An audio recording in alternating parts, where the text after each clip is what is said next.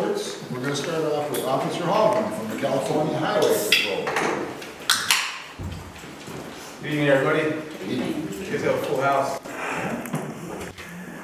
Okay, so the reports for the month of February, there was 23 citations for the Agos area, and most of those were on Sierra Highway. We've been out there quite a bit. Our numbers have doubled from the month prior, so we've been out there quite a bit on Sierra. And again, just a forewarning, we hang out usually very, very early in the morning on the northbound side where the Shin is at, if you guys are familiar with that.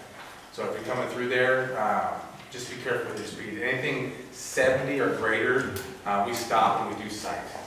Okay, be careful.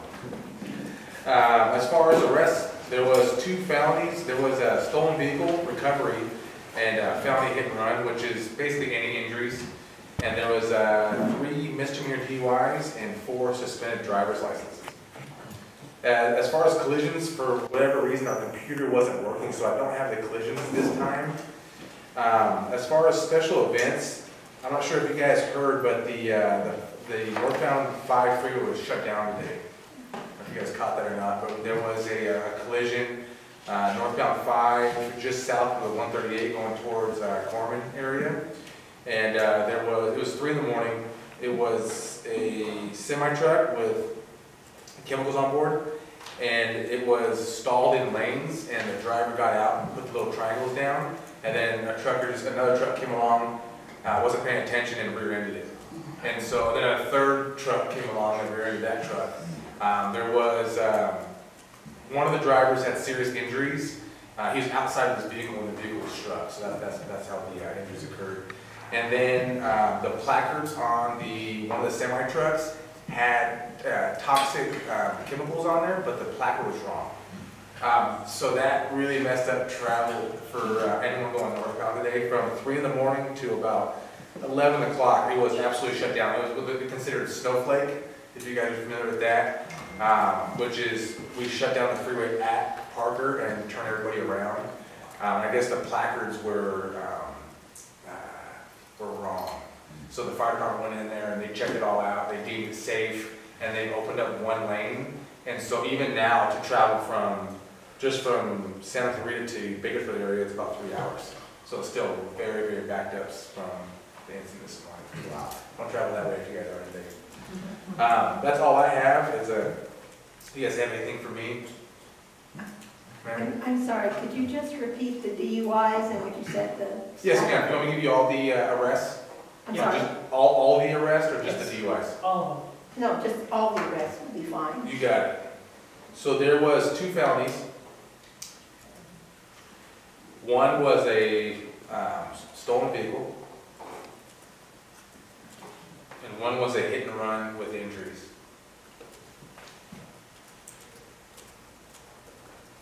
And there was 4 misdemeanor suspended driver's license. 4 misdemeanor. Suspended driver's license.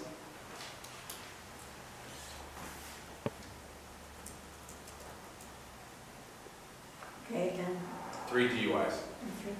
Yes, ma'am. Thank you. You got it. Did you get the citations? 123?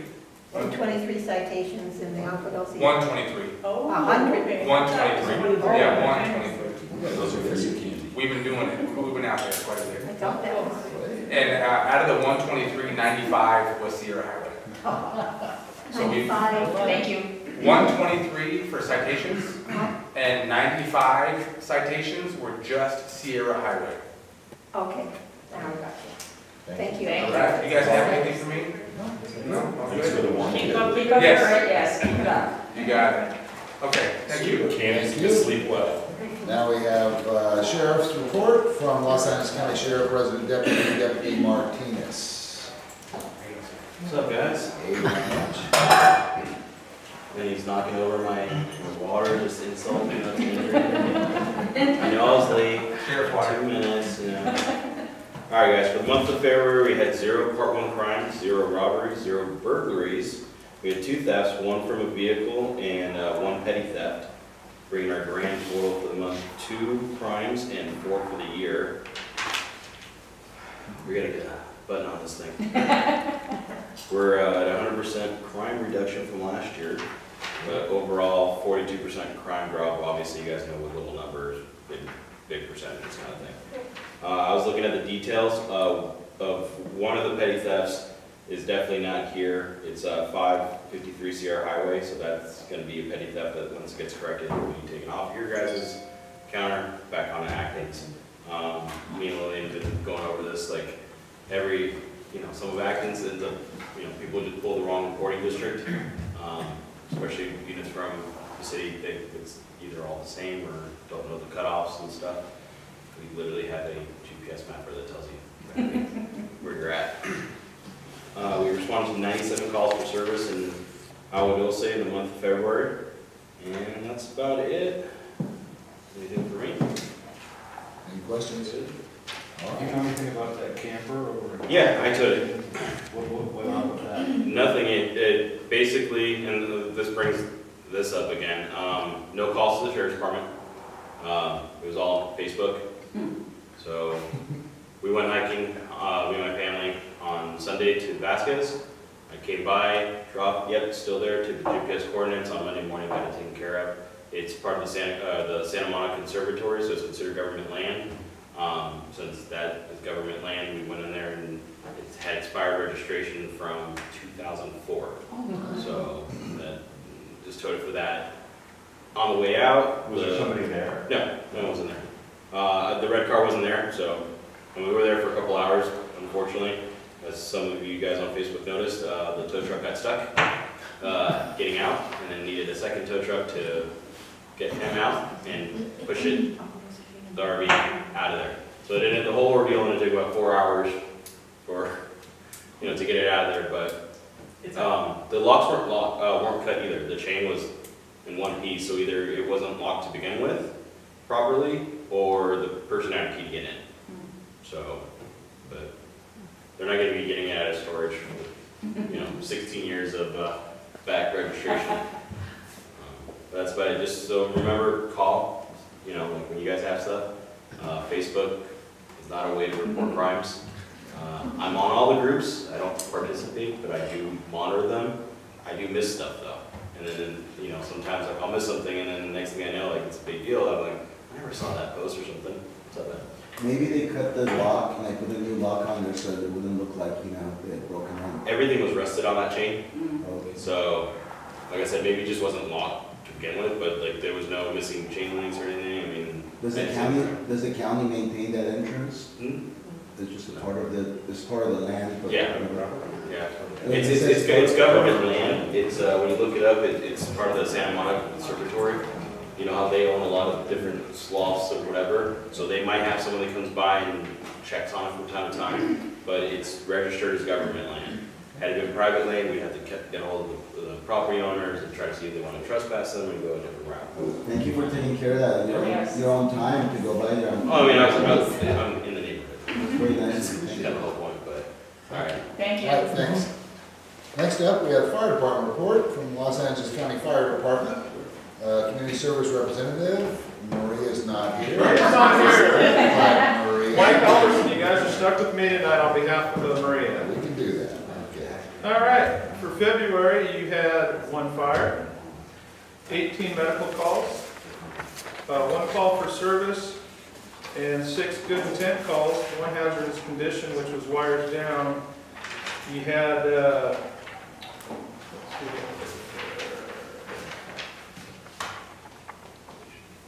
You had 11 people transported for medical reasons. 5 of them went paramedic, the rest of them went BLS ambulance. And the 1 fire was a vehicle fire on the northbound 14 at Agriculture. That's all I got for the fire department. You guys have anything for me? Any questions? Thank you. Thank you. Thank you very much.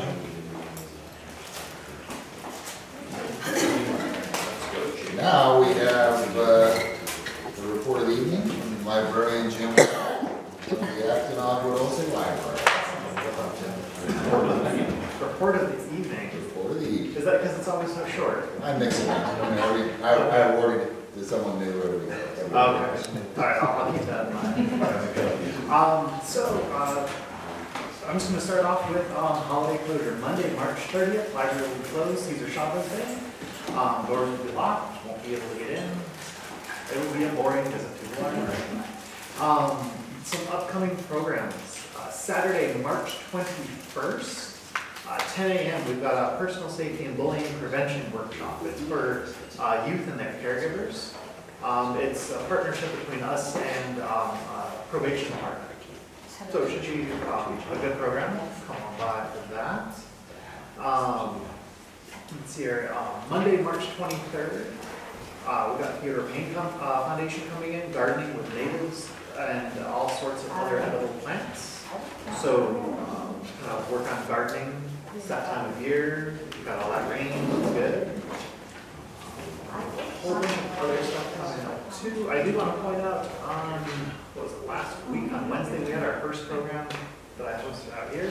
Great turnout. A lot of people got a lot from it. That was that Smart Living with Smartphones workshop.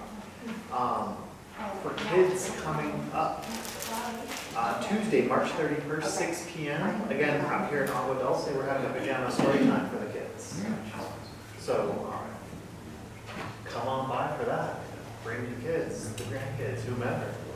And then the next adult program I'll have out here will be Wednesday, April 1st at 4 o'clock. We're doing a little bit of an activity honoring the ratification of the 19th Amendment.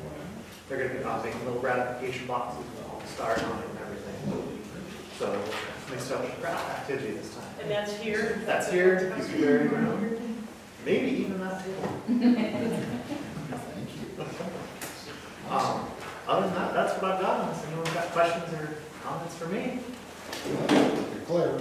Okay. Thank you. Thank you. Okay, next up, we have 5th District Report from Stephanie English. Hello. Hello. How's everybody? We miss you. I know, well, it was just one week, but then it turned into. It was like a couple meetings. It was? Oh, I saw it. I missed you too. Happy daylight savings. Thank you. Yeah. Okay, so just a quick couple things for me because we want to get your presentation going. But as you probably heard, the supervisor co-authored a motion to look into the voting extravaganza. Although it was great for me. It was, I here, I had, Michelle was awesome. yeah, Michelle was great. Good. School was great. Yeah, good. Glad to hear it. But I guess They showed another. you how to work the machine. I mean, Yeah, they were very nice. And they Yeah. can scan your pamphlet you already have. Yeah. It's just very well I did done. do it on my phone, but I wanted to use the machine just to make sure. They trained us on it early on, but I just had to do it to make sure. It was well oiled down there. But anyway, there's a lot of pressure to really look at making it better for November. It's going to be a big effort. On my pamphlet, it didn't say where I was supposed to vote at. It usually does, and I went here and I went to the church also. And I called a couple of people and I figured it out, but it's just some feedback on that. Yeah, they should probably. I don't know if they could. I don't know if that's be a good idea for your zip code if they listed the voting centers. There was like 3 of them. That's not a bad idea. I don't know if it's logistically feasible with It all the usually zip tells codes me. in the county, but Yeah, it's usually on my pamphlet. It says. Yeah. Well- on mine Mine it is. too.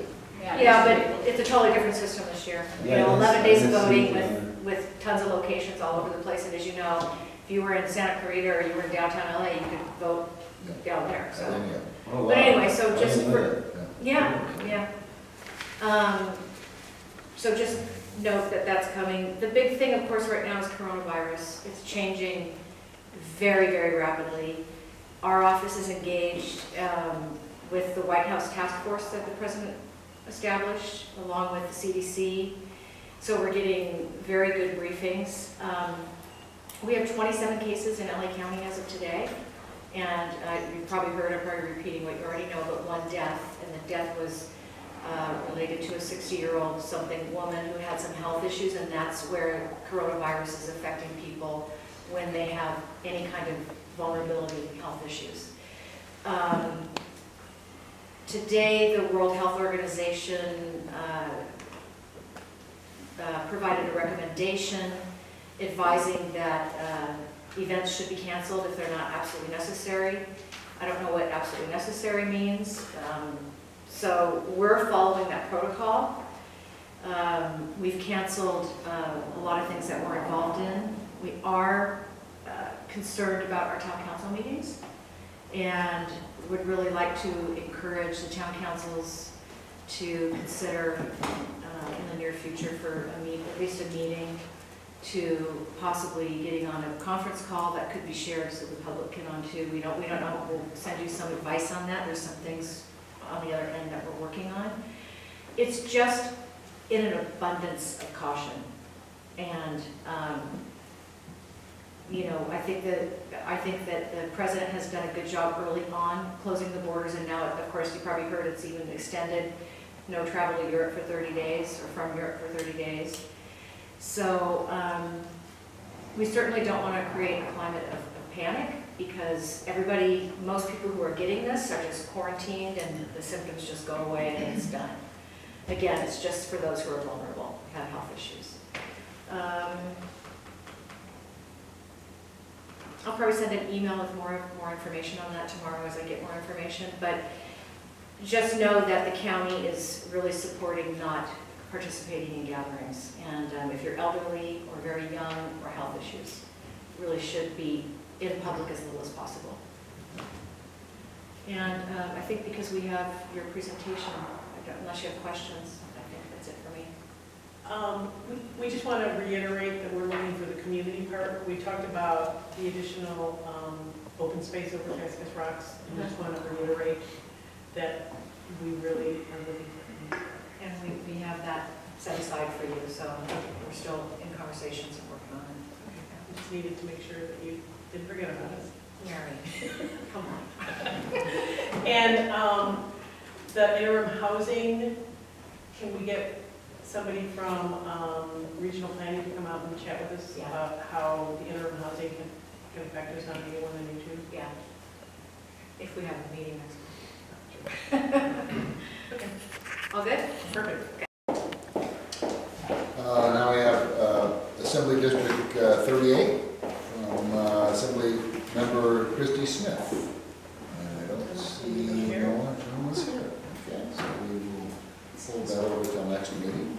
Next up, we have the Senate District from Senator Scott Wilk. If someone's here to represent Scott's views and opinions, which I don't see. Okay. So now we go to presentations and discussions. We have a trash option from Albert Olson. And tonight we're visited by LA County Public Works and I believe Waste Management. So whoever wants to start off, please let us know who you are and we'll go from there. Sure.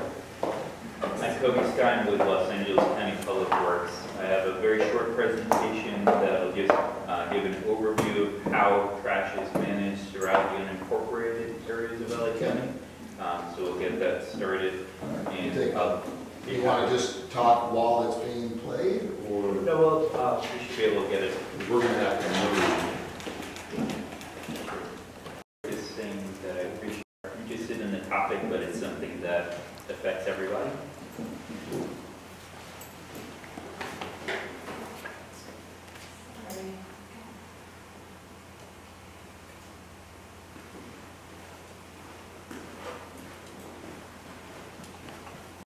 Ensuring that there are trash collection services for the unincorporated areas. In all the unincorporated, with the exception of the Antelope Valley, Agua and Acton, those areas are in an open market where residents and businesses contract for trash collecting service directly with the waste hauler. And so that's somewhat unique for this area. In the rest of the unincorporated areas, we have contracted collection systems that are either developed through a residential franchise or a garbage disposal district. And when we get the presentation going, we'll talk a little bit more about the differences in those systems. Can I trouble you to speak up? The acoustics in this room are bad. You got it. Thank you, appreciate it.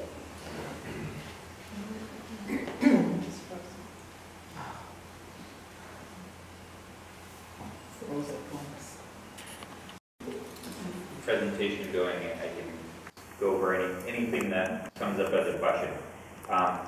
So in the open market system, trash collection is provided primarily through Waste Management. On the residential side, there are options for customers who want to choose an authorized hauler for dumpster service. If you've got the big metal dumpsters compared to the plastic carts, which currently Waste Management is the sole provider, is because of a lack of competition. And the rates for that service is set by the waste hauler, in this case Waste Management for residential service, and paid directly from the customer to the trash hauler. In other areas, we either have a residential franchise system or a garbage disposal district. And under those contracts, essentially the county is reviewing and establishing the minimum standards and setting the rates for those services. Tablet is frozen. That's okay. So I'll just do this verbally, and we can provide a copy of the presentation to anybody that's interested. I'll stick around if anybody wants to come and see me. I have business cards, and we can email you additional information if you have questions. So I'll just go through very briefly the differences between a garbage disposal district and a residential franchise. The key differences in a garbage disposal district, the cost for providing the service is placed on the property tax bill for every property that's within the district boundaries. And so everyone is receiving the service. You don't have an option to opt out. The service level is designed based on the type of the land use for that particular property, and there are additional services that can be obtained. You would pay directly for the additional services to the waste hauler, but otherwise the fees are on your property tax bill. Within a residential franchise, this is more of a contract that establishes a franchise for an area where there's an exclusive hauler that provides services to all residents within the franchise. The difference is you still would get billed directly from the hauler, but the rate for that is set by the bid that the hauler has to provide. And there is a basic level of service, again, that's provided to all customers that is the same. If you want additional services, say an additional cart, you would pay that to the hauler. In the Antelope Valley, Acton and Agua Dulce, is what's called a trash responsibility ordinance that does require all residents to sign up for some type of trash service unless they are self-hauling and get a self-hauling permit from public health. So that would be the case regardless of whether a residential franchise or GDD is established. Right now it's operating in the open market system where each resident is entirely responsible for setting up that service yourself. The last thing that I wanted to talk about is some of the other programs that the county offers for residents. That includes our illegal dumping prevention program. We have outreach as well as a hotline for reporting illegal dumping. This is our way to go out and ensure that illegal dumping, especially on public roads and rights of way, is cleaned up. We have our smart gardening program, which provides information and workshops for backyard composting and water-wise gardening and other good gardening techniques. We have our household hazardous and electronic waste collection program that runs not only the permanent collection center in the Antelope Valley, but also hosts collection events where residents can bring paint and used oil and electronics and other toxic materials that we don't want thrown in the trash, bring those to the collection events, and those are taken care of, for the most part, recycled or properly disposed at no cost to residents. We have our tire recycling program. Similarly, you could bring in tires, which we want to make sure aren't sitting around, potentially pooling water, creating a breeding ground for mosquitoes, and again, drop those off free of charge, and we make sure that all the tires collected are recycled.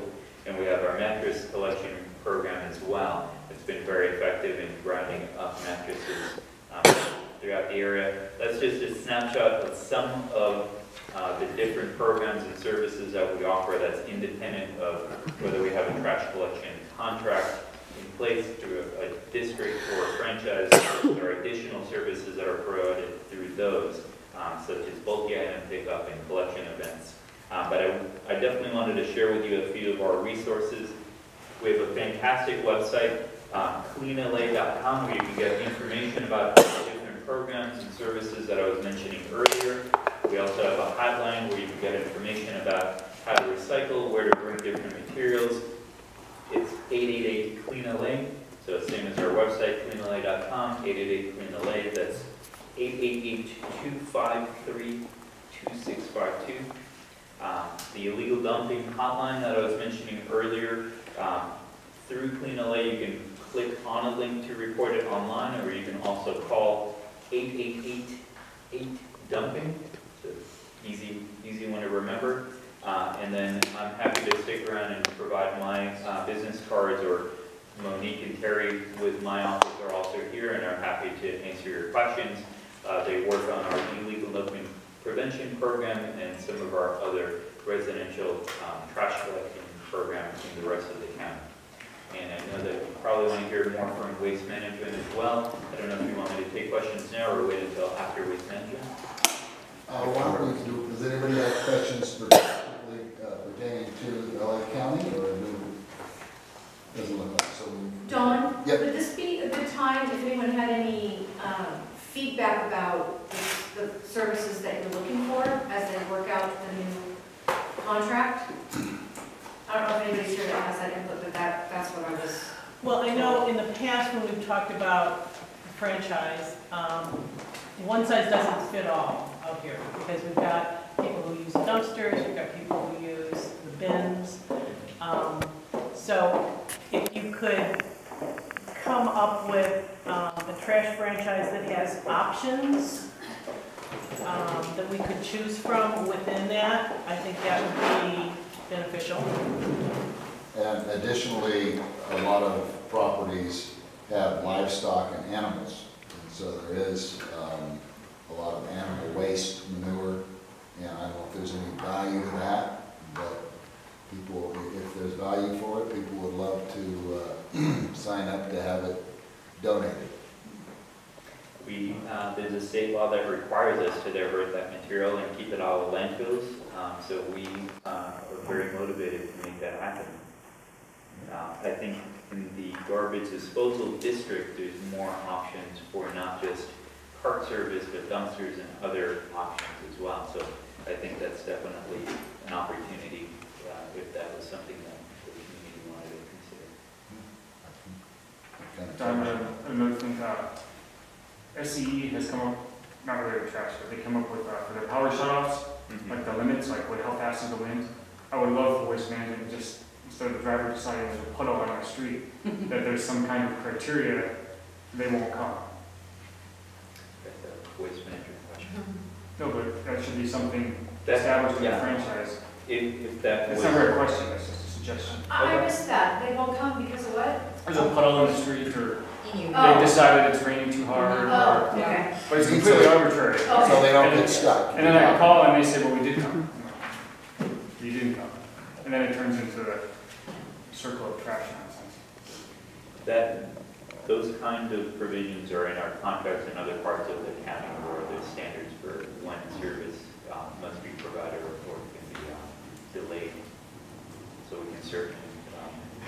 I think if we could get some sort of trash franchise where you can help us with the negotiations for price, it would be really beneficial, because we're all, every single resident is on their own, and it's disheartening when you talk to your neighbor and you find out that you're paying a whole lot more than they are for the same type of trash.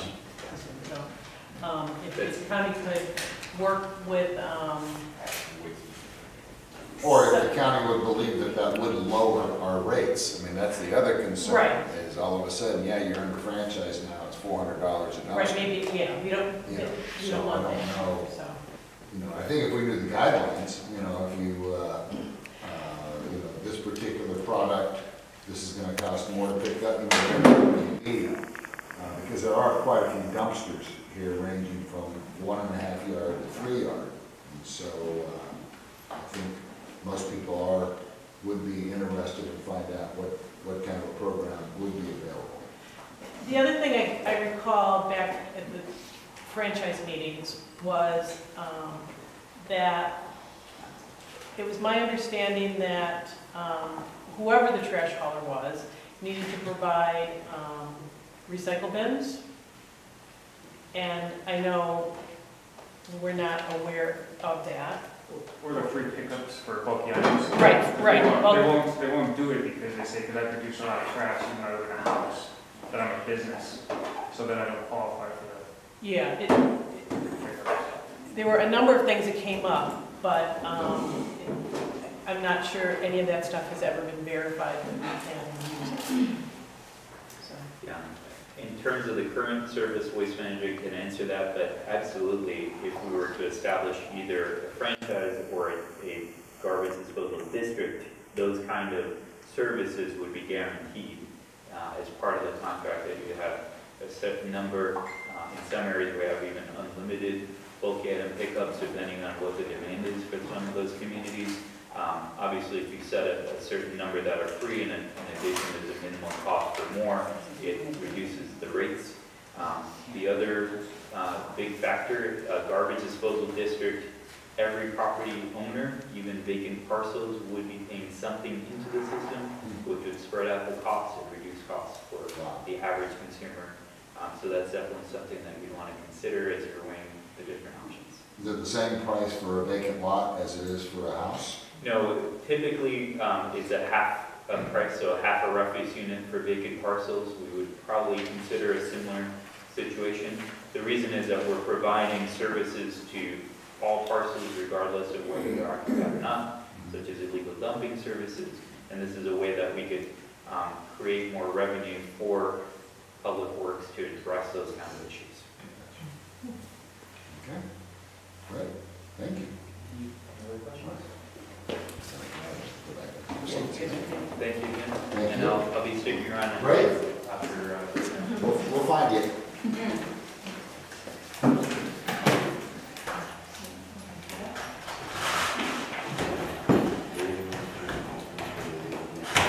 Nichols.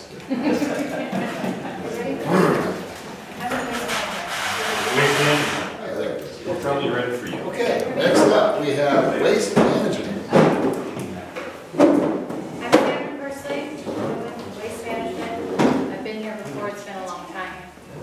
I have a 7-year-old, and I don't think I've been here since I think you're right. before she hatched. So thank you for having us.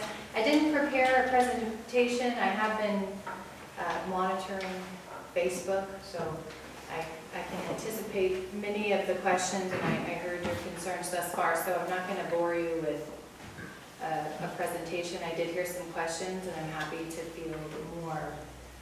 One clarification, thank you, Cody, nice to see you again. One clarification is that there's 2 different types of service, and this is always a point of confusion for folks. So you have dumpster service. Everybody's familiar with the big metal dumpster, right? So who in here has a dumpster? You're in trouble. No, I'm just kidding. So there's dumpster service. So and that's handled one way currently, and I'll get into that. And then there's a completely different kind of service, which is like the plastic card. Normally, folks have 3 of them. We could talk about why you don't in this community, but we call that cart service, or that's typically residential service. So I'll talk about those 2 systems. So the first thing you need to know is that when Kobe says open market, that is only true in your community right now for the cart service, for the residential service. There is no franchise, no garbage disposal district in this area that dictates what's provided or how much it costs. So on the cart service, Kobe's right, you are on your own. We are on our own. I think we're both struggling with the current system for our own reasons, and that's carts. So let's put that aside for right now. So then the dumpster service, so for the one person, maybe two in the room that have dumpsters. So I'm talking to you, ma'am, no pressure. So for the dumpster service, there is a franchise system currently in place. It's been in place for several years. But it's a semi-exclusive franchise, which basically the county said, here's what we expect of you haulers. So you have to be able to meet certain insurance standards. There were vehicle requirements. There were service delivery requirements. It was basically all of the laws that have come from the state recently have been laser focused on businesses. So the county several years ago, in anticipation of that, knew that they had to do something with the dumpster, which we're unique up here. Again, I'll get to that, but most of the time a dumpster is for, in the rest of LA County, a dumpster is for a business. The Antelope Valley, Agua Dulce, Acton is unique in that we have large rural properties and dirt roads and animals that require dumpsters. So typically dumpsters are for a business, and so they launched this franchise. I forget what it's down to. Is it 11 haulers, I think now? And the county's talking about restructuring that some because of these state laws. We all have the luxury of living in California and beautiful weather much of the time, but it's getting very expensive to live here, and we're going to see that with trash, increasingly so, not just because of waste management, in the next couple of years. So there's already a system that mandates the services that we offer, the trucks that we drive, the drivers that we have. So someone mentioned recycling. There are the white dumpsters that you see around town. Those are recycling dumpsters. There are recycling dumpsters. There is a recycling route in the community. Now how that's set is that you pay a certain amount for trash, and that affords you, if you want it, a dumpster of up to a certain size, and it's included with your rate. That will likely change. I encourage all of you, there are a lot of recycling myths out there. Everybody thinks that you're making boatloads of money on recycling and everybody's getting rich. I would encourage all of you to Google the recycling crisis or China National Sword. What makes something recyclable first, and I'm getting off track, but we'll talk about recycling in a minute. Google those things. The recycling industry as a whole is in a crisis. There is no money to be made. And so back in the day, trash costs this much to throw away, recycling costs this much, or you made some money. But not that much. Everybody thinks it's a lot, but after you collect it, drive all over the place, dump it, process it, ship it over to the port, send it across the world to China, it's not that much money. I mean, you're breaking even. Somebody's making money, but not exactly the hauler or you guys, right? Maybe you take your cans and bottles and you get something. So it used to be like this, and the same thing for green waste. It used to be down here, but the laws keep changing, and so now the cost of recycling per ton is actually up here compared to trash. And the same thing for green material is up here. And so you're going to start to see cities have, even with franchises, 50, 60% price increases because of just the cost of handling material in the great state of California. So that's not a waste management thing, that's a global thing. I guess something to look forward to. All of our jobs would be a lot easier in a different state. Kobe and I may need to move. But, I'm sticking around. yeah. So that's the difference. So there is recycling available up to a certain size. We do not offer recycling in carts, so in the plastic cart. So if you have a dumpster and you want a cart, a cute little cart to go with your dumpster for your recyclables, we only offer it in a metal container. And the reason is our routing is based on density. So a commercial vehicle, it's easier, they drive up, they stab the dumpster, they throw it in the truck.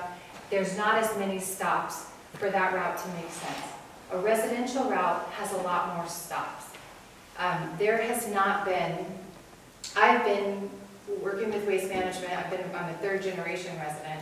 I can't afford to live in Agua Dulce, but I am in Antelope Valley, born and raised. I've been with waste management and working with the town councils for 15 years. They have been saying, we're gonna franchise next year or in the next 2 years for 15 years. And there's a reason. You mentioned one size doesn't fit all, and you mentioned special kind of material. I mentioned you guys have dumpsters. There's a reason that the entire county is franchised and you aren't. And that is because, as I'm sure you would agree, you are special. And your waste is special. You are also generous with your opinions. And so I think that, and as are the rest of the town councils, and so I think that the county has been scratching their head for the 15 years I've been here, and long before that, as they franchised everywhere else, thinking, how do we make it work? You guys, I don't have to tell you, you have a strong sense of wanting to choose the services that you get. Well, with a franchise, someone is going to choose for you, hopefully with your feedback. But all of the franchises that we've seen, and they are starting to change some, they look the same, you know? So the services are the same. The state of California is requiring, I can recall talking about the franchise probably about 10 years ago, and somebody in Green Valley, they thought it would be a great idea to have tan colored carts because the blue ones are ugly. But, you know, they're like, hey, we're rural, we don't want people to see the carts, we want them to be tan. We'll get a law that, oh, I was taking my picture. This is a good angle. Just kidding. They're all good, no, I'm kidding. So the state of California has made a law that all of the carts have to be the same color. We have till 2032 to do that, but all the trash in the entire state has to be one color, all the recycling has to be a color. So the state is telling people what color their trash cans have to be. Like, that's the way that the industry is changing. So, well, I can appreciate that you are unique. I think that the county appreciates that you're unique, which is why you don't have a franchise. But I think given state law and you know, the demand and the law for more services, you're going to see some type of franchise or garbage disposal district that's going to mandate those services. So, you know, again, keep weighing in. I don't know if that's a good thing for you or a bad thing for you. I do think some of the things you're going to get mandated services, but we did a survey. We had a similar conversation in Acton, and a couple of folks were saying, I think the same people were on social media, and with comments about, we want recycling, we need this, and we said, you know what, we would love to offer you recycling. If you can get 200 people to say, we want recycling, that's enough for us to bring a truck out here and offer a route and at $50 a cart, because that's what a cart, every time we put a cart at your curb, it costs us $50. So for me to buy, I think it was 250 people, I don't want to misspeak. So 250 times $50, that's the cart. The truck's $400,000. The driver makes, every time I say the number, people freak out, but that's what they make. It's a hard job. So it's expensive to offer recycling, and then you have a recycling crisis on top of it, but we're willing to do it. We did a survey, we sent it through the local news, we emailed it directly to folks, we told everybody about the survey. The responses were dismal, hardly any responses, and the majority did not want it. So I know that there are a few that want recycling, but every time, the county has surveyed it, I think 3 times in the 15 years that I've been here. We've surveyed a few times, and every time people say, we do not want multiple trucks on our street. We have private roads, we need to protect them even when there's puddles, and we can talk about that too. But we have to protect our roads, protect the quiet ruralness of the area, and not everybody wants everybody wants to recycle, but not everybody wants the impact of recycling. So again, if there's the willingness to participate, I don't know so much so with the crisis and with the pending franchise, I don't think that there's the level of interest in recycling or green waste or additional services that it feels like in a room this small when you really start to ask the community. Well, just out of curiosity, would you be willing to do recycling, which is with a pickup every 2 weeks or once a month? Because I don't think we generate a whole lot of recycling that we would need recycling every week. So Very good point. give us an option on possible recycling once a month or twice a month. With a franchise system, that is a great recommendation. We do that, Ridgecrest, California City, Tehachapi, much of the Inland Empire. Many of those areas have and those are waste management cities, not waste management cities. They have every other week schedules, even with the green waste. Soon, I think by 2022, the state, again, that state law, you're going to have to recycle or put your food waste into, you can't put it down your garbage disposal, you're gonna have to put that into your container that's gonna have to go to a facility to be processed. And because we are complicated in California, they made a law that there isn't the infrastructure to support it. So as it stands today, there is not a facility to take your green waste and your food waste mixed together. Someone's going to have to build a multi-million-dollar facility. And if that weren't fun enough, as of January 1st, the state changed the law so that we used to put green waste into the landfill. A landfill, it's a disgusting cake. I wouldn't eat it. I wouldn't recommend it for your birthday. But think of it like a layered cake. There's a protective layer, and then there's like a base and a gravel and all these mines, like straws that monitor gas and everything else. And then you put in a layer of trash, then you put in cover. Like your trash is never left uncovered overnight. It's covered every single day. And so that green waste used to be like a layer of green frosting in your cake that counted as diversion, because you have to dig up dirt and put something in there anyway. And so they thought, well, instead of putting virgin dirt in there and filling space, we're going to count this as recycling in the middle.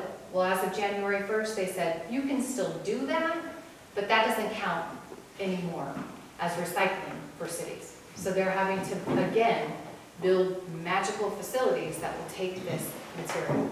So, I mean, we could really, it's exciting to me. I'm not trying to bore you or confuse you, but there is just a lot happening with waste and a lot to think about. But that was a very long answer to answer your question.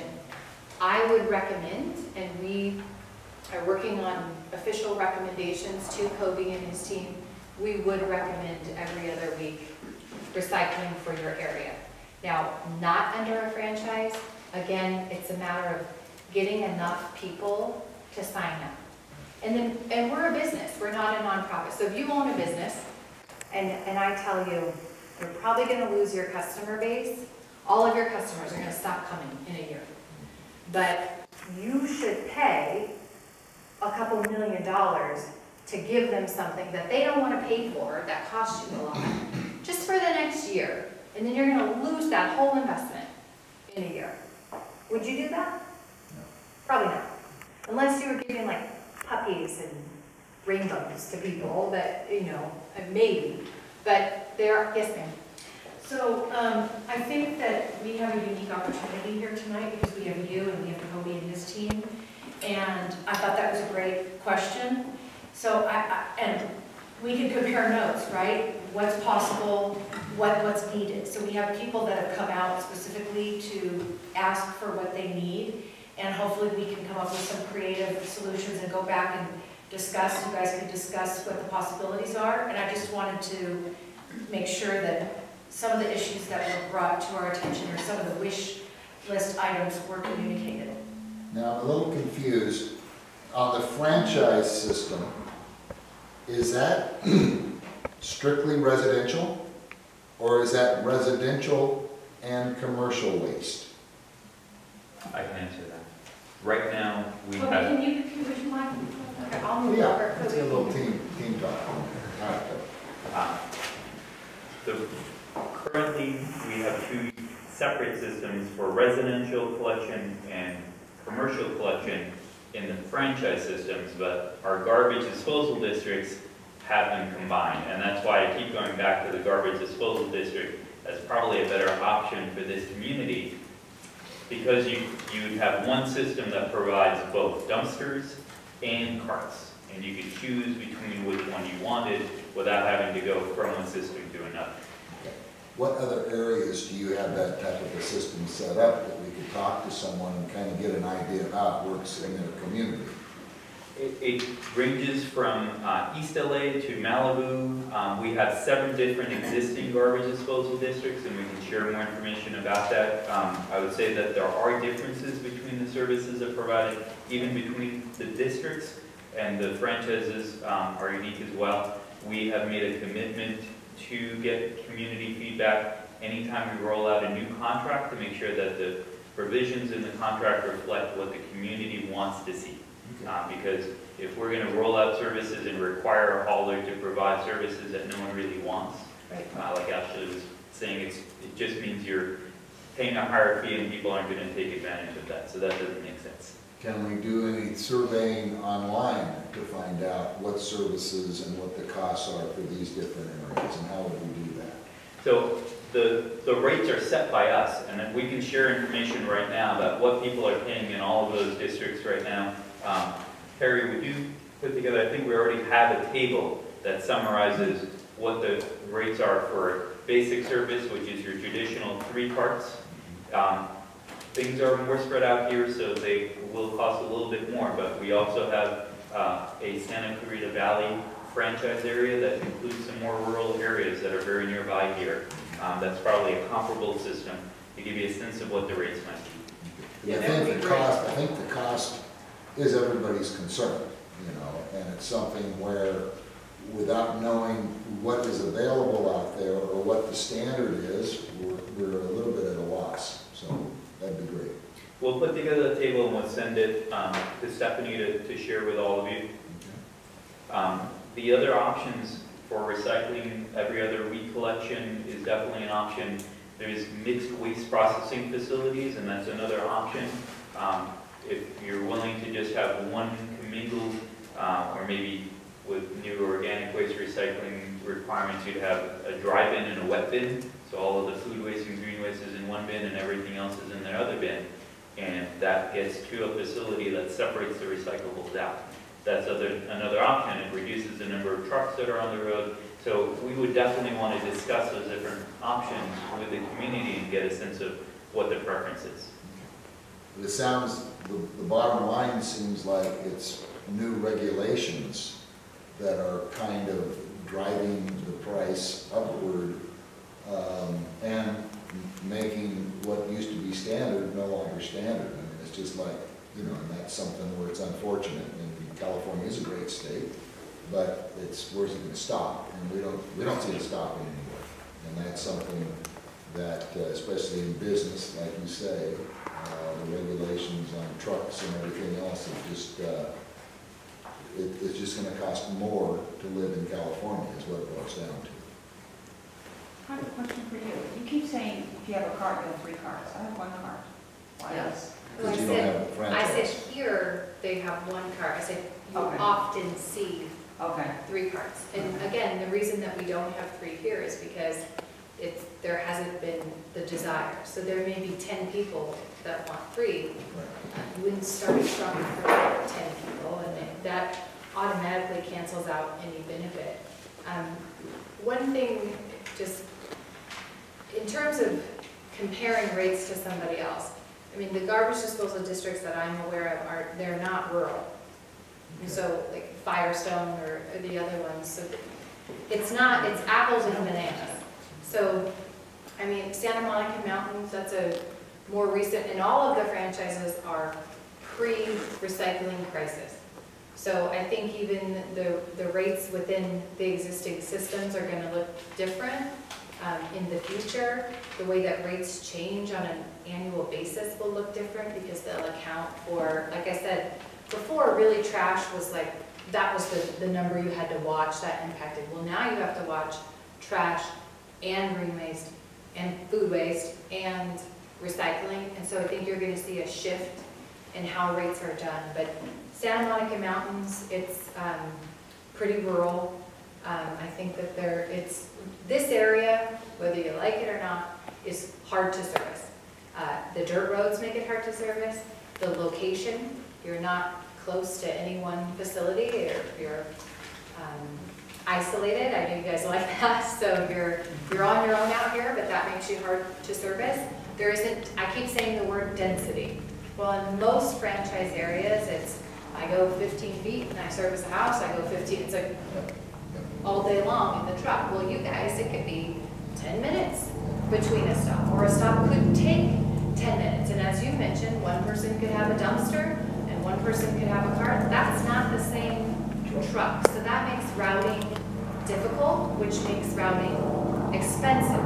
If I have every other week recycling, this sounds great, but how do you staff for that? That means that driver has to do something else on the other week, and that's the hauler's problem. But there's so many factors. Trash is an elegant system of not only getting it, yes, sorry. No, go ahead, finish your sentence. I was really holy rolling, I'm looking at how I was getting excited. But of where the material goes and how you get it picked up, it used to be simple. You know, the Phil Arkland days, it was easy. But there's a reason that the Benz family wanted to retire.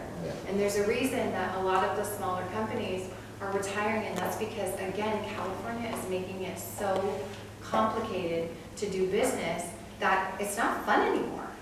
So I think what we want to focus on is what we can do. Okay. Right, not what we can't do. Okay. And one of the things that I've heard is, well, two questions. Kobe, first question, if you can give us a time frame about how long you think realistically we'll get to a place where we can get this done.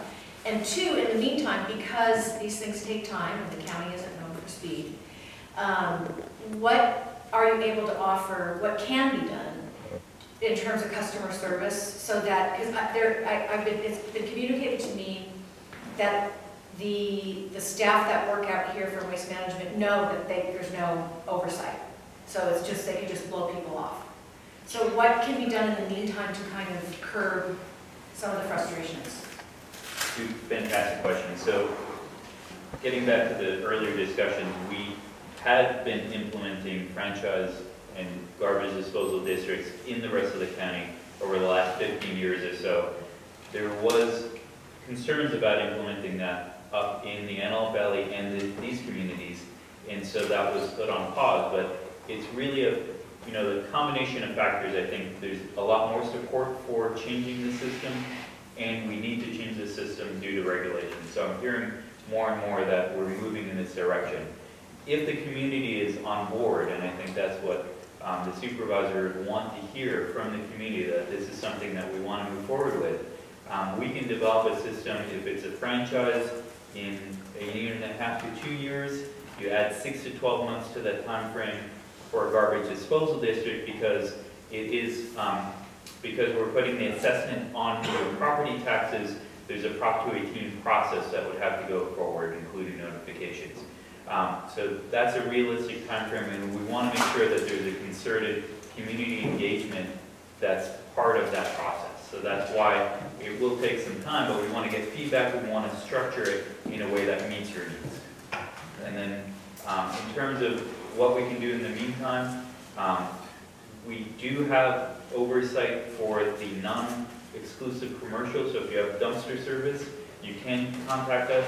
We have what we call our Bill of Rights for commercial customers. And so if you have a dumpster, you're considered a commercial customer, and we can follow up with Waste Management and ensure that they're giving you proper notice, that they're following the rules of the road that we established.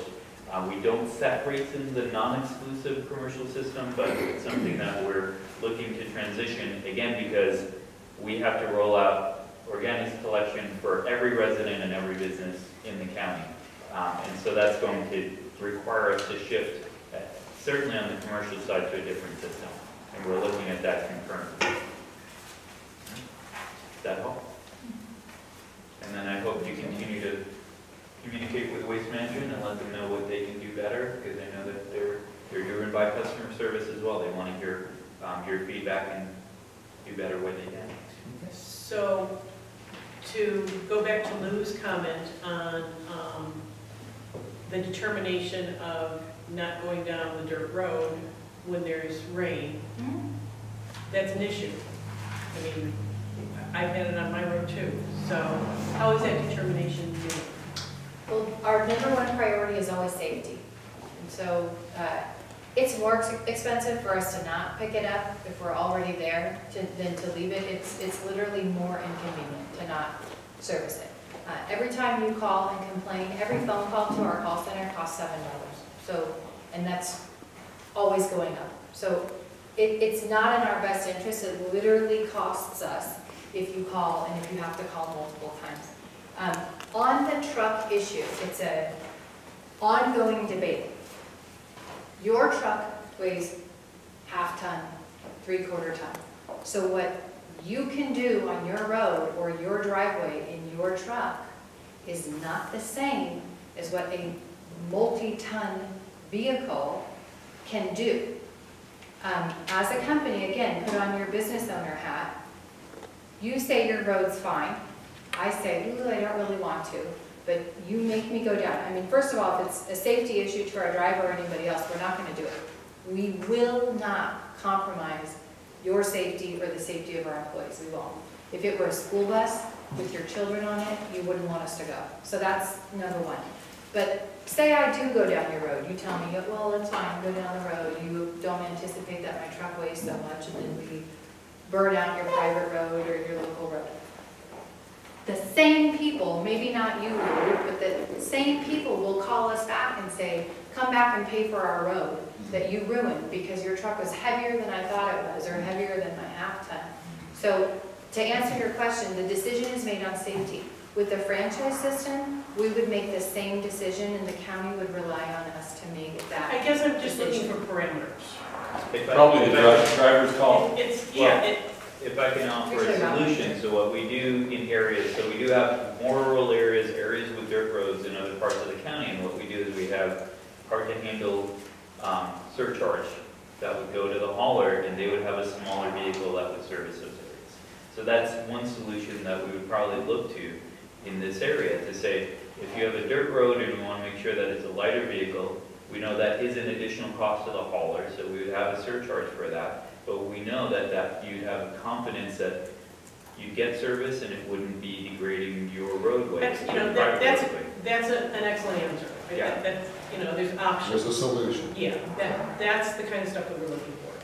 Now, one of the other issues that I've had is, I've got bins, and I can have 2 additional bins for pickup, the carts.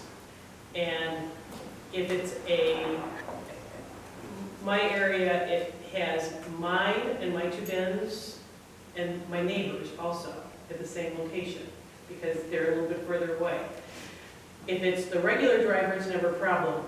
A fill-in driver doesn't pick up anything because he thinks that there's too many garbage things there, and he won't pick up anything. And then it's calling, and It's 2 properties, explaining the whole thing. so that has nothing to do with, I think that's just poor training. There should be a notation, so if a driver's Absolutely. filling in, That shouldn't happen. you know, oh, And we if get to this if area, it happened once, it'd be one thing. But it's any time that there's a fill-in driver. Oh, it's always after holiday. I know exactly when the garbage is going to be picked up. Well, I think Jose Lopez is your regular driver, and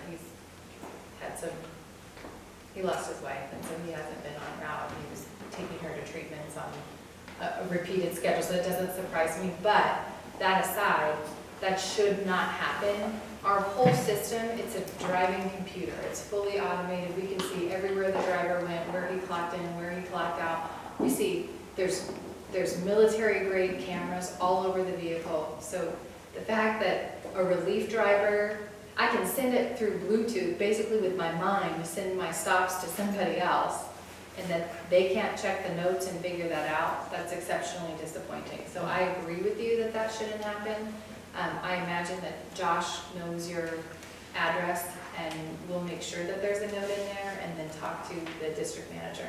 And this is my cell phone number. It's 661-203. You can publish it to local press, 203-7451.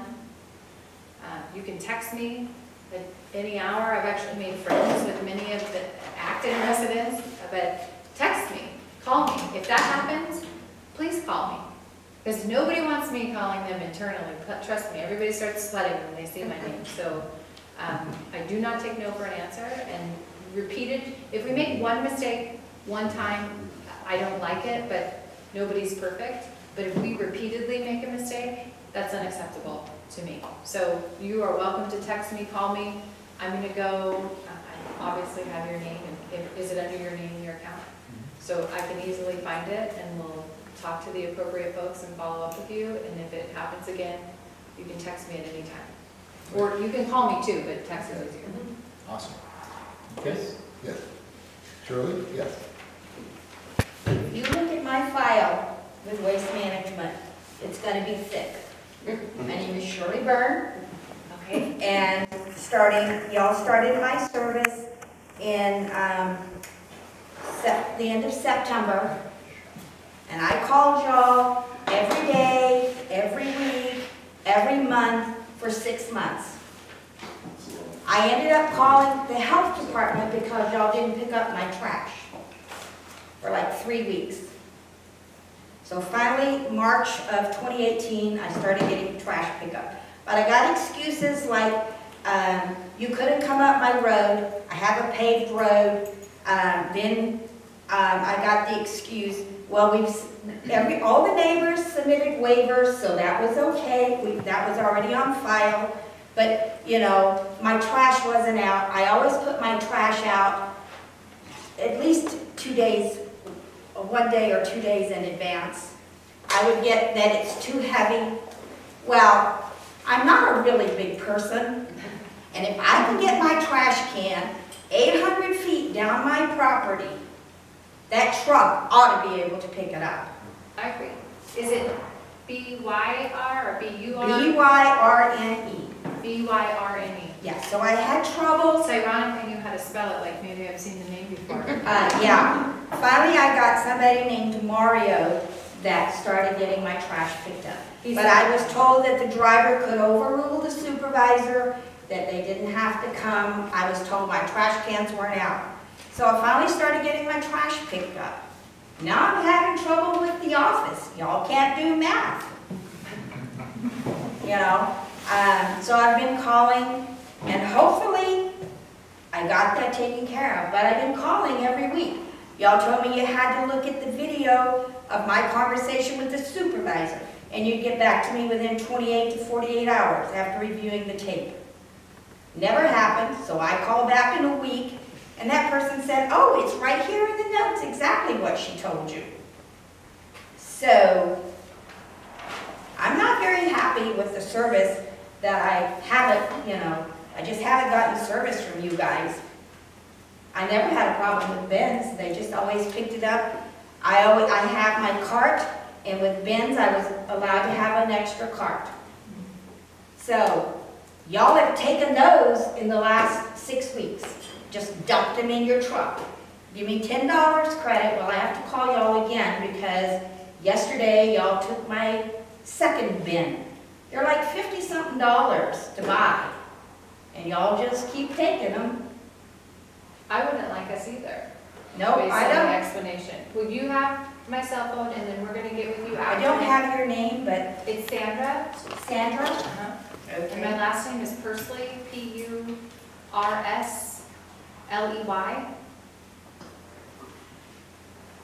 And all of us, there's 4 of us here, which I should have said that earlier, my apologies. There's Josh Mann, Ashley Cortez, Allie Vander Eyck. Allie, she loves public speaking. We're all AV residents. Again, none of us live on here, but we all live in. Allie lives in the boondocks, just the opposite direction. I'm a rural area person. Yeah, they literally have like a bomb shelter, like they're rural. I'm sorry. You said your name was Cindy? Right, Shirley. Shirley Byrne. I have the last name, Shirley. I don't know what happened, but I'll look myself at the account. And if we took your personal cards and offered you $10, if there were $50, I'll give you $50. Okay, well, you finally gave me 15 on the one. I haven't called in the second one, but I'll take the 50. If we don't, now that's not true for everyone, because then everyone's, don't put that in the paper, because then everyone starts calling and they're like, my container was $300 and it was made of gold. Because you guys in the room are upstanding folks, but not everybody, you know. There's people that have a couch on their sidewalk and then you think it's trash and you take it and they're like, that was from Pottery Barn, it was brand new, they just delivered it, we took it. So, you know, it goes both ways. So, but that shouldn't have happened. I'm making light just because I'm uncomfortable, but I mean, truly, that shouldn't have happened. I'm glad that Mario addressed it. He is the route manager, so that's good news. The driver does not make they may call it in, but we have a haul or call process, which means they are required to pick up your material as planned or call you. And they don't call you, they call dispatch, who calls you and tells you why. So every time there's a haul or call, they press a button in the vehicle, and I can see every time that happens. So I'm supposed to get a call when my trash isn't picked up? Unless it's like a missed pickup, if they miss it, like your situation, where they're missing it by accident, if they don't know what they don't know, they're not gonna call. But say I go to your business, and there's a gate closed, or a truck blocking or something, I can't get to your container as planned. We are supposed to call. Now, if it snows everywhere, it may be an automated, may not be a personal call, but as a rule, if there's some one-off exception, we would call. Oh, never. That just sounds idiotic. I don't know why we didn't get there. Hopefully, when I look in the system, it makes sense and it's addressed. But Josh and Ashley and Allie will get your information and we'll fix it. That shouldn't happen, and I am sorry. Yeah, because I have the dates, the times, and the people's names that I talk to. Right. And we do record every call, and I can see every time, but I don't know why something wasn't fixed. Okay. Thank you. But Anybody you're on else? it. You've got it. All right. I'll take care of it, for sure. Okay, so you're gonna send us, as I understand it, you're gonna send us some of the basically spec sheets and price sheets and whatever, so we have an idea of what we're looking at. And then, if there seems to be interest in the community, then we need to revisit it and have an actual meeting to vote and get more ideas and whatnot, and we'll just go from there. Maybe a dedicated community meeting, John. Pardon me? Maybe a dedicated community. Yeah, I think so. That's what we would prefer. Okay, great. Thank you very much. We appreciate you coming out. Thank you. And appreciate your cell phone number. That's great. Oh, sure, anytime. Okay. So next up, we have President's Report, which we have no incoming correspondence for action. We did have incoming correspondence for notice, which is, landfill vouchers. Stephanie? What, Josh? sorry? Okay, whoever, You want to include landfill vouchers in your recommendation? Oh, yeah. so what, Do you have them at your office? For this, No. this, What happened with that? Would you speak to that? Vouchers for the Antelope Valley House? Yeah, I don't know if Kobe's been looped in on that, so the. Oh, okay, sorry. I'll just give my 2 cents. So, I will actually be standing in for Lisa Hemingway, who does our outreach for our Antelope Valley landfills. We've been working with the Antelope Valley Legal Dumping Task Force, which I know the Alberta Town Council and many other town councils receive information from and provide information to with regards to illegal dumping issues in the greater Antelope Valley. One of the things that came up was the fact that currently, as the situation goes, that most unincorporated Antelope Valley residents are limited to 2 free landfill days a year. And for a number of folks, those days, just schedule-wise, just wasn't working. And inevitably, something comes up. And so, in a partnership between our Antelope Valley landfill team and the Antelope Valley Legal Dumping Task Force and Supervisor Barker's office, we partnered together to offer a landfill voucher system. So you, as an Antelope Valley resident, proof of residency that you live here, you can go to Supervisor's office in Lancaster and get 2 vouchers to be used at any time of your leisure to be able to dispose of materials. You're going to go in there, staff is going to check and verify your residency, and it's a actual physical voucher, and you will redeem that voucher at the scale house at either the landfill in Palmdale or the landfill in Lancaster. So, and each voucher is good for up to a half ton of material, and that can be regular trash, MSW, that can be green waste, that can be recyclable materials. There are certain things, though, that we do have an extra charge for, unfortunately, so do not bring us a load of tires. There's a lot of regulations around something like tires. But for most people, that's what they're looking for, to be able to do the cleanup in their yard or a vacant parcel, and so that's what that program is assisting for. So, and it's free of charge, 2 vouchers per year. And any time, you don't have to do that those Saturdays when the line is... Right, it operates much like our voucher system that works for the city of Lancaster and the city of Palmdale residents, that you can go at your leisure. Okay, perfect, great. Question. Yeah. So that's great for the residents, but like what we deal with out here in Adtc, I'd say like 99.9% of it is commercial. It has nothing to do with the residents. The residents are actually, I think, well above, because everyone understands that, hey, we don't dump things on the dirt because it goes into our wells and we drink it. You know, like they were very big on preserving the environment out here. And so they're good about calling it in, and we've discussed how the apps doesn't work and how we know where their phones the other day and no one could get it to work. It's all commercial trucks, it's all in the same areas. We have multiple, like I think 2 weeks ago I had 4 out of the 5 work days a week, commercial, concrete, rebar, in the middle of the road. I worked with both public works people on a cell phone basis because, hey, they're blocking the road, it's the same places. We're trying to do enforcement as much as we can, but this is like all hours of the night. It is a crisis. I'll agree with you there. The amount of commercial waste that's being legally dumped through basically Agua Dulce on up to the Kern County line is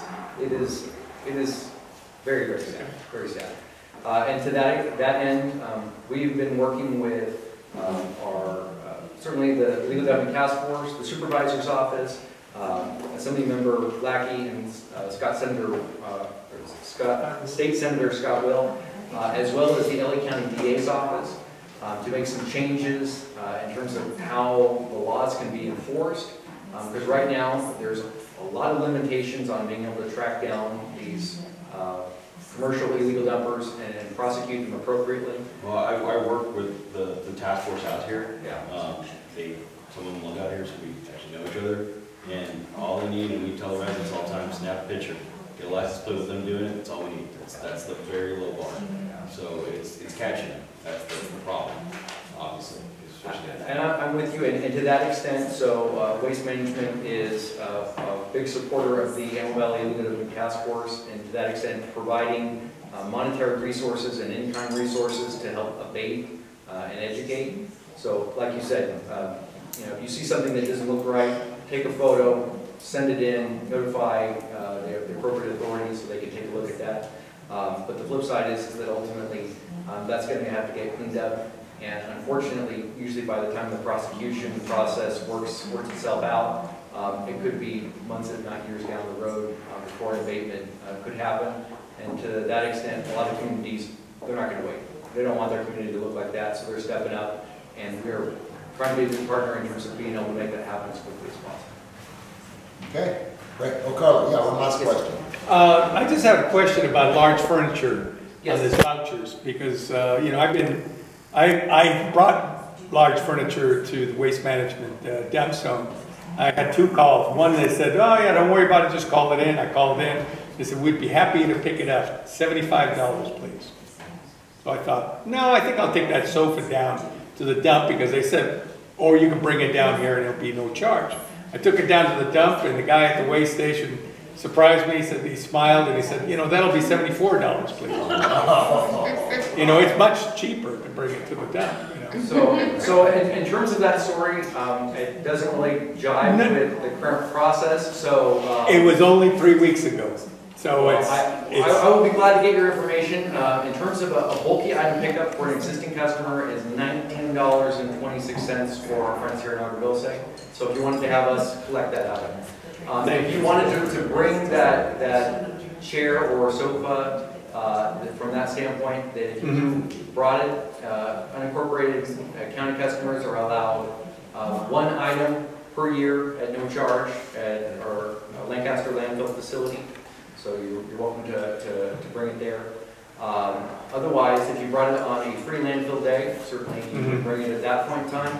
If you wanted to get one of these vouchers through the voucher program and do it that way, that would be another no charge option. So, but I would love to look into that. $75 at both our landfill, because so now the way the landfill works is that bulky item is trash. It's going to go into the landfill, so they're going to weigh it out just like anything else. So that piece of furniture at our current landfill rates must have weighed 2,000 pounds. So and I put it in there by myself, so it was like, well, I just not that strong. Not many pieces of furniture weigh 2,000 pounds, but at current landfill rates, that's about where you would end up. So I would be interested to get your information so that we can check in on that, both with your account, so we can review the call with customer service, as well as speak to the scale house supervisor with regards to the information that's being given out at our scale houses.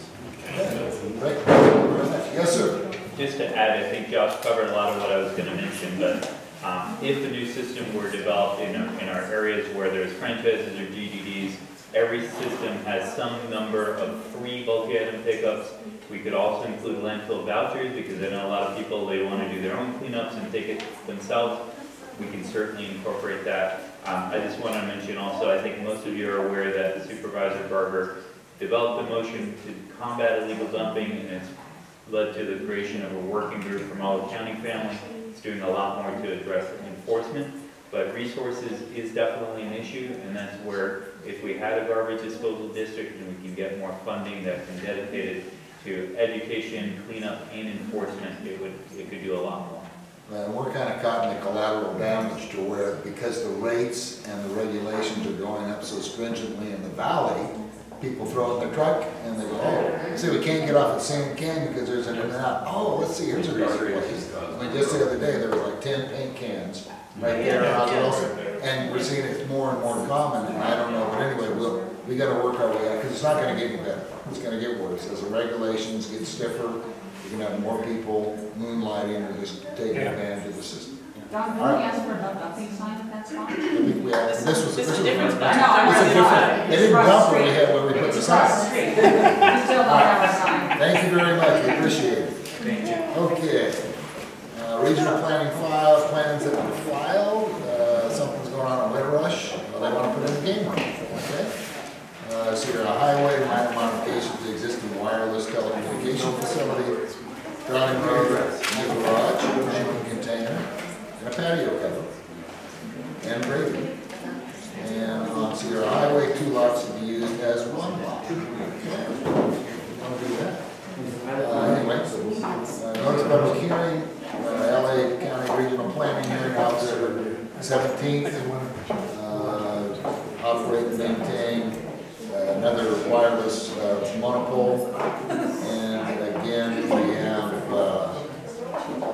water pumping. What's this now? Okay, May 6th. I included this on May 6th is public hearing at Regional Planning Commission for Lundy Water Company for our CUP. And I think that it would probably be beneficial if we would write a letter supporting that. And that gives us plenty of time to do that. Okay, awesome. So we Maybe that we can follow and write a letter to support them. as individuals? Yeah. Yes. Yeah, because that's something we Yes. need that service, and if the county doesn't put them out, the state's trying to. Right. All their regulations. So in order to do that, I need to have a motion. Okay, so someone make a motion? I'll second. All those in favor say aye. Aye. Opposed? 100%. Open forum. Shirley already had her say, I believe. Stacy. That would be me. Thank you. Stacy Gunnarsson. Grabbing a prop. Hold on a second here. No baboon. No one more than wolves. Good evening, everybody. My name is Stacy Gunderson, and I run a nonprofit called Animal Tracks right here in Monty, Montana's old place on 10234 Escondido Canyon Road. And we bought this property back, my husband and I bought it in 2001, and it was RR1, which, in case you don't know, is resort and recreation. And we started out in the movie industry where we had things like chimpanzees and orangutans, and it was important that we were zoned correctly, obviously. And in 2015, apparently, the county, with, to me, no warning, changed our zoning to A1. So everything from the stop sign back is A2, but I now cannot have animals on my property. So here's where it gets funny. If you call building and safety, we are RR1. And if you call planning and zoning, we're A1. Is Stephanie still here? Is Stephanie still out there? I wonder if she's going. We need to get Stephanie here. Hey, Stephanie. Hey, Mary.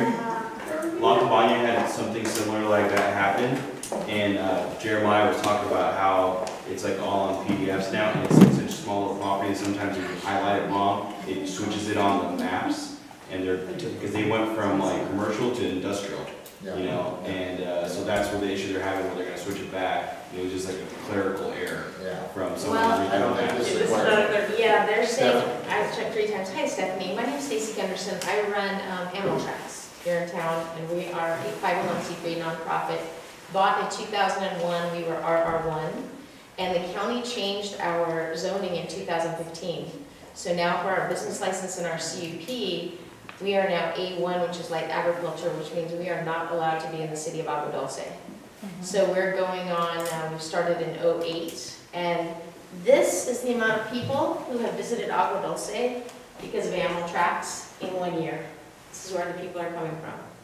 So we have been told that we can attempt to change the zoning if we get an entire city block to agree to change it with us. I'm guessing that that would be That sounds very... impossible. It's usually just the one on either side. Well, that doesn't sound right to me, but...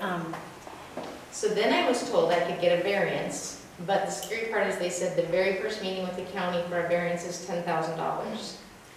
And I have to tell you that I had a gentleman who dug pools out give us dirt back in 2010, and the county stopped by and we were charged $10,000 because we accepted dirt on our property. Would you email me your address? I would love to email And you. I'm scared. I'll look into it. Thank you. Just an FYI, that zone change happened when OVOV was going through, One Valley, One Vision, and we fought like hell to keep our R1. I mean, we were totally against changing it because the people who had purchased our R1 had purchased it because of it being our R1, and anybody who had it knew it. And it was, we were completely overruled with that. But we were your allies. And there were meetings held here, Mitch Glazer came out from regional planning. Right, there was tons of meetings. And he took complaints and questions and everything else, so either you weren't aware that there was a meeting going on? I was not. Okay, all right. So here we have coronavirus coming through, and we rely on tickets. So we are in safety protocol where we actually lost $5,000 in people taking refunds today, and we aren't making a dime until this is over. And then I face the first thing, once it's over, is a $10,000 meeting for a variance, or something that was why we bought here in the first place. I'll tell you what, email Mary, and Mary, would you weigh in on your comments so that I have the full picture from the two of you? Thank you. So the sticky wicket is, building and safety says we are, and zoning and planning, which is the signature I need, has said 3 times no. We've looked into it and it's no. Okay. So, thank you. That would be some sort of grandfather clause. Building safety is not going to get, it's regional planning, it's really who you've got to go through. So regional planning. if you can get, send Mary an email and then we can communicate. Well, yeah, we'll work on it. Mary, how do I get your information? I will give it to you, but... You pay me. I'm in the than 10,000 bucks. Actually, I'm a lot less. 9,900. Like I said, I had to kiss Santa Claus's butt, I would give it. I would I can dump that. Thank Okay, you. thank you. Appreciate it. Appreciate you coming in. Okay. All right, next up, Santa Clarita River Watershed Area Steering Committee neighborhood Oh, boy. report by Mary Johnson. Well, we approved everything that was in front of us. Our 2021 projected budget was $6 million, and we funded 83% of that at $4.9 million. One was a county project in Hazlet Canyon, it's a one-year only project, an infiltration project at a park. The other is the city of Santa Clarita, Newhall Park, same thing, infiltration at a park. And we funded $1.8 million, but for this year, but then we committed another $18 million for a full 5 years. The big problem that we had was, in my mind, was the scientific study targeting reduced bacteriological pollution. That is where there could be a potential problem that comes in with our septic systems. Not that I feel like there's any problem with our septic system, but the Regional Water Quality Control Board would like to have all the septic systems go away. So I think they're always looking for some sort of way to get around that. And the scientific study might be the way that they're looking. I know Don's aware of the study that was done up in Lake Elizabeth and Lake Hughes, where they had to retrofit all of their septic systems with a fairly mind-boggling. Yeah, $40,000 to $60,000 per septic system retrofit. Mm-hmm. And it was really never proven. No. They couldn't, there was some bacteria, but they couldn't prove where it came from, so they said, well, it must be coming from the septic system. Well, and I think the lake was actually part of the HOA, I believe. I believe because that was, the lake was polluted, it was, you know, I don't know all the details, but I know that there were some staggering costs that people have been spending on the septic systems up there.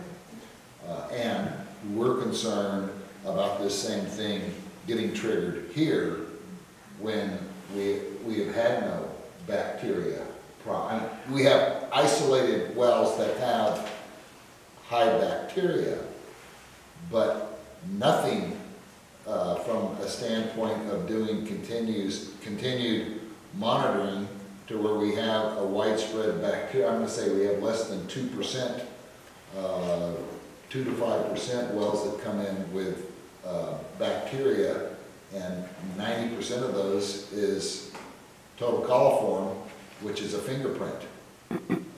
Maybe half of 1% would be fecal coliform, which is coming from septic systems.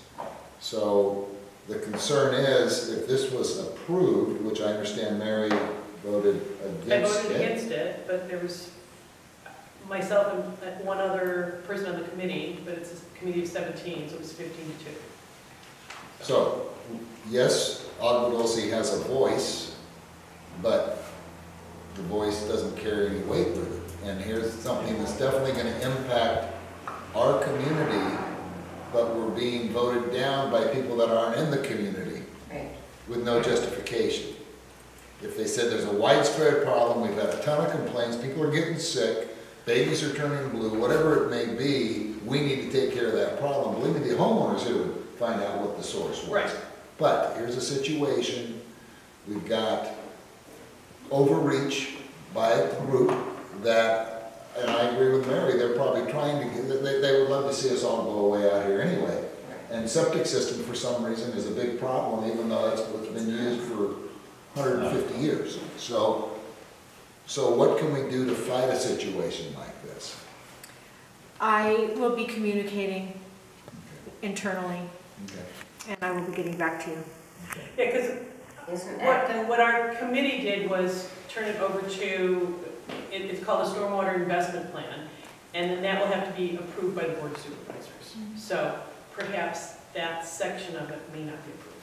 Line item veto is what we're looking I'll be communicating. Yep. for. And it actually is, it's a program, there's 9 different watersheds, and in order for it to work, the majority of those watersheds have to sign on to it.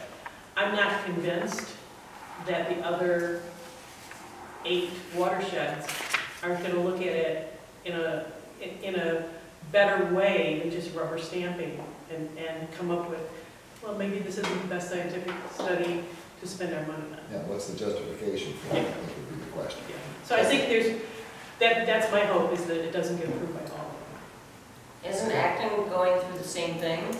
The WASC, they're pushing through on the monitoring the water. This is what we're talking Yeah, about. and they're talking about the 40,000 per, Yeah. yeah. And this is with WAC, you know, what's your, Ours is the WAST, Watershed Area Steering Committee. okay.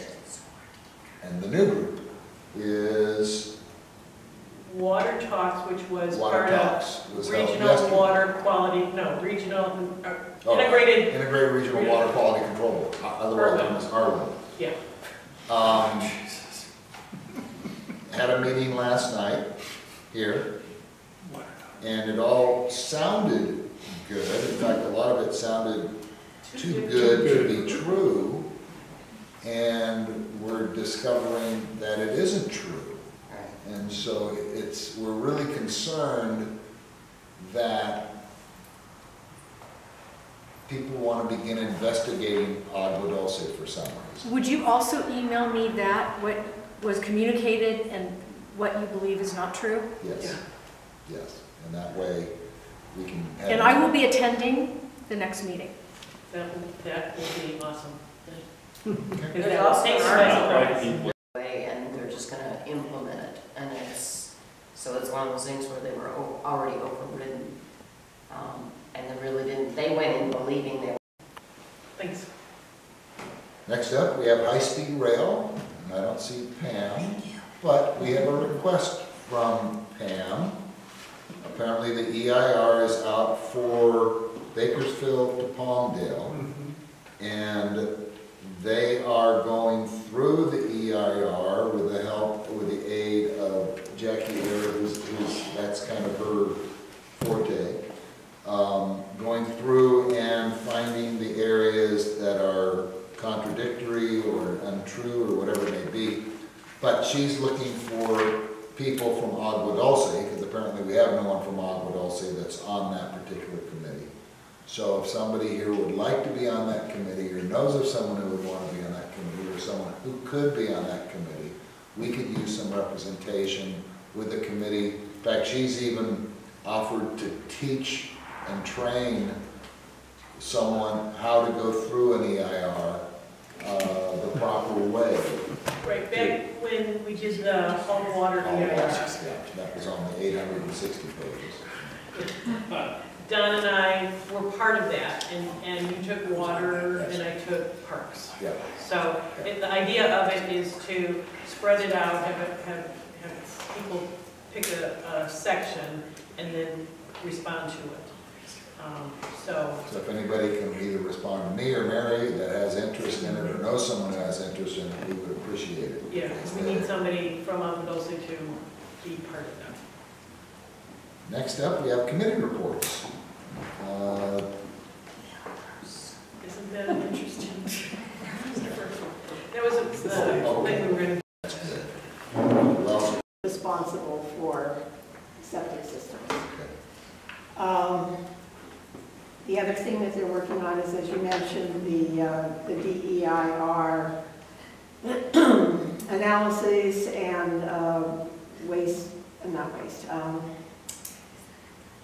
the authority, the High-Speed Rail Authority has said now that the Palmdale Burbank DEIR should be out in December. Whether you want to believe that or not is up to you. Of course, they've put it off for years now. but it probably is coming because they have some deadlines to meet in order to meet some financial obligations, so they need to get those DIRs done. So the Acton Town Council plans to be ready to sit down and analyze the current segment, our segment of the train. It doesn't look like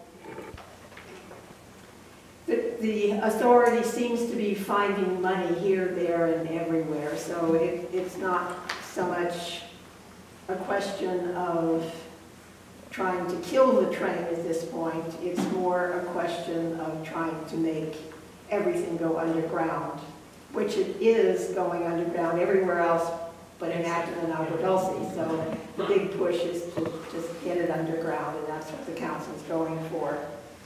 Because it looks like it's coming, whether we like it or not.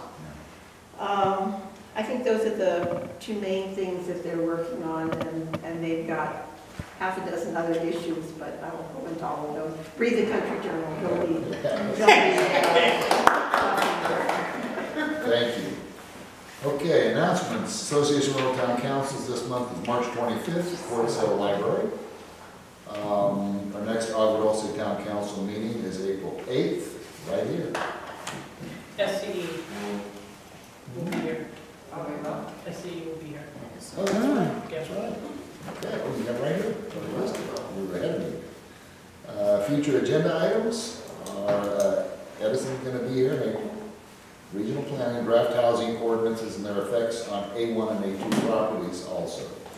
Yeah, I was going to write a letter on that, but I don't really understand the ordinance real well, so I think it would be beneficial to have them come out and to be able to question them, like we did with Public Works tonight. Okay. All right. Other than that, that's it. I'm looking for a motion to adjourn. Oh, wait. We got 3 pages tonight. Oh, that's a warning that these could be hazardous for your health and could be, okay, go ahead. Motion? So, it's too close. Second? I'll second. Okay. All those in favor say aye. Opposed, no. Meeting is officially